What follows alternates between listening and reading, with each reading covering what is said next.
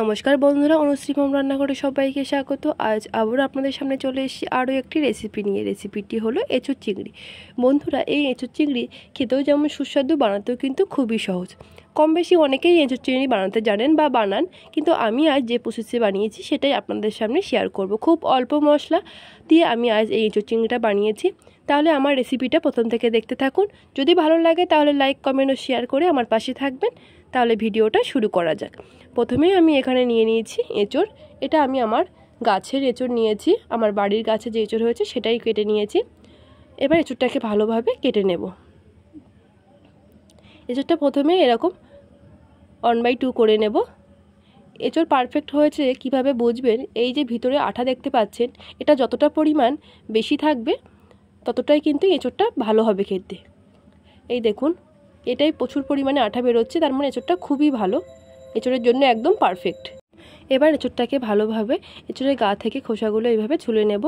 এঁচোড় যখন কাটবেন এঁচোড়টা একটু থিকনেস রেখে ছোলাগুলো ছুলতে হবে, কারণ এঁচোড়ের এই সবুজ অংশগুলো থাকলে খেতে কিন্তু ভালো লাগবে না। আপনারা এখানে দেখেই বুঝতে পাচ্ছেন এঁচোড়টা কিভাবে কাটা হচ্ছে। একটু বেশি বেশি করে এঁচোড়ের গাটা এরকম ফেলে দিতে হবে, তাহলে কিন্তু এঁচোড়টা সুন্দর সিদ্ধ হবে ও খেতেও কিন্তু খুবই ভালো হবে।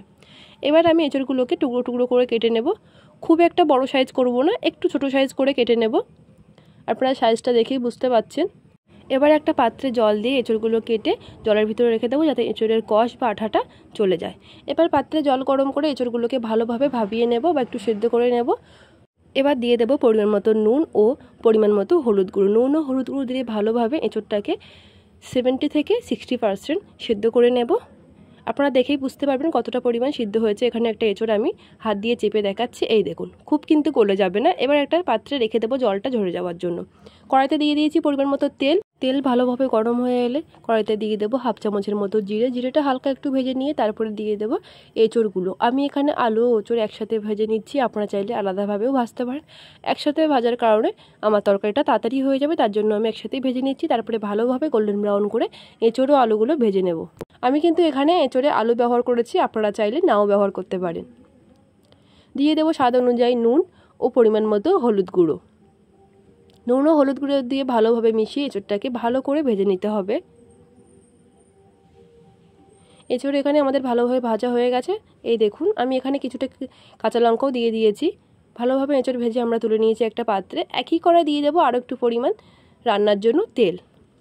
এবার ভেজে নেব চিংড়ি মাছগুলো। আমি এখানে 250 গ্রামের মতো চিংড়ি মাছ দিয়েছি। চিংড়ি মাছটা ভালোভাবে 20 থেকে 30 সেকেন্ড ভেজে নেব। খুব একটা কড়া করে চিংড়ি মাছ ভাজলে চিংড়ি মাছের স্বাদ ও খেতে কিন্তু একদমই ভালো লাগে না।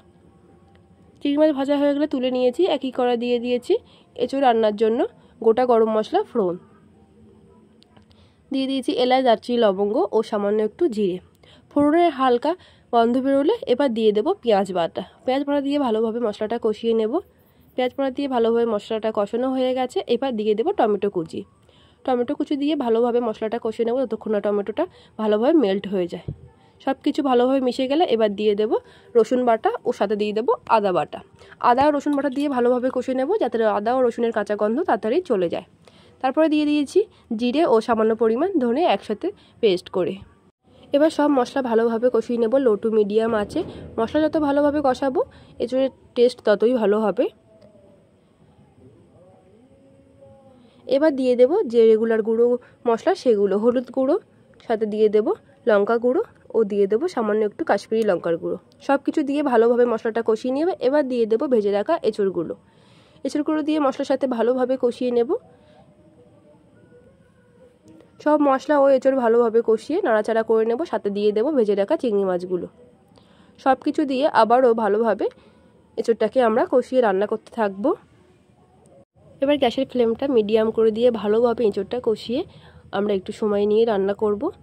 ভালোভাবে কষানো হয়ে গেছে। এবার দিয়ে দেব পরিমাণ মতো জল। এখানে যেহেতু এঁচোড়ে খুব একটা বেশি ঝোল হবে না, তাই জলের পরিমাণটা বুঝে দিতে হবে। খুব একটা বেশি জল দিলে হবে না। যতটা পরিমাণ জল লাগবে আঁচড় সেদ্ধ হওয়ার জন্য ততটা পরিমাণে জল দিয়ে দিয়েছি ও সাথে দিয়ে দিয়েছি তেজপাতা। ভালোভাবে এঁচোড়টা আমরা এবার ফুটিয়ে সেদ্ধ করে নেব এবং গ্রেভিটা একটু কমিয়ে নেব। গ্রেভি অনেকটাই কমে এসে এবার উপর থেকে দিয়ে দেব গরম মশলা বাটা। আমি এখানে বাটা গরম মশলাই দিয়েছি, আপনারা চাইলে গুঁড়ো গরম মশলাও দিতে পারেন। ভালোভাবে সব কিছু মিশিয়ে নিয়ে ঢাকা চাপা দিয়ে রেখে দেব 2 মিনিটের জন্য। এবার 2 মিনিট পরে ফিরে এসেছি, দেখতেই পাচ্ছেন তৈরি হয়ে গেছে আমাদের আজকের রেসিপি এঁচোড় চিংড়ি। তাহলে বন্ধুরা আজকের রেসিপিটি আপনাদের কেমন লেগেছে অবশ্যই কমেন্ট বক্সে লিখে জানাবেন। যদি ভালো লাগে তাহলে লাইক, কমেন্ট ও শেয়ার করে আমার পাশে থাকবেন। আমার চ্যানেলে নতুন বন্ধু হয়ে থাকলে অবশ্যই চ্যানেলটা সাবস্ক্রাইব করে আমার পাশে থাকবেন ও পাশে থাকা বেল আইকনটি অবশ্যই প্রেস করে যাবেন, যাতে আমি চ্যানেলে নতুন কোনো ভিডিও ছাড়লে তার নোটিফিকেশন অবশ্যই আপনাদের কাছে গিয়ে পৌঁছায়। তাহলে আজকের মতো এই পর্যন্ত, আবারও হাজির হয়ে যাব অন্য কোনো রেসিপি নিয়ে। সবাই ভালো থাকবেন, সুস্থ থাকবেন, ধন্যবাদ।